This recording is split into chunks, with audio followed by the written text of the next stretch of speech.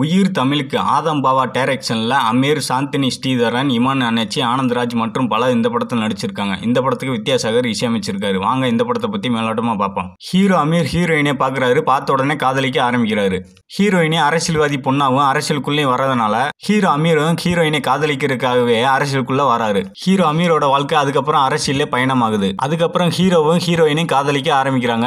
ஆனா ஹீரோயினோட அப்பா அரசியல்வாதி ஆனந்த்ராஜ் இந்த காதலுக்கு எதிர்ப்பு தெரிவிக்கிறாரு. இந்த நிலையில ஹீரோயினோட அப்பா ஆனந்த்ராஜை யாரை கொலை செஞ்சுறாங்க. இதனால ஹீரோ தான் அப்பாவை கொலை செஞ்சுட்டதா ஹீரோயினி நம்புறாங்க. அதுக்கப்புறம் என்னாச்சு அப்படின்றதான் இந்த படத்தோட மீதி கதை. காதலை மேலோட்டமாகவும் அரசியல் மையமாகவும் வச்சு இந்த படத்தோட திரைக்கதை அமைச்சிருக்காங்க. இந்த படத்தோட பாசிட்டிவ்னு பார்த்தா பின்னணி இசை அண்டு பாடல்கள் கேட்கும்படி அமைஞ்சிருக்கு. ஸ்கிரீன் பிளே திரைக்கதை ஓரளவுக்கு நல்லாவே வந்திருக்கு. இன்றைய அரசியல் சூழ்நிலையில நடக்கிற பல விஷயங்களை இந்த படம் நமக்கு சொல்ல வருது. படத்தோட ஃபர்ஸ்ட் ஹாப் மீடியமா இருந்தாலும் செகண்ட் ஹாப் ரொம்ப ஸ்லோவா போயிட்டு இருக்கு. ஒரு அரசியல் சார்ந்த படமா இந்த படம் அமைஞ்சிருக்கு. கண்டிப்பா ஒரு முறை பார்க்கலாம். இந்த படத்துக்கு நம்ம கொடுக்குற ரேட்டிங் 5க்கு 3.1. தேங்க்யூ.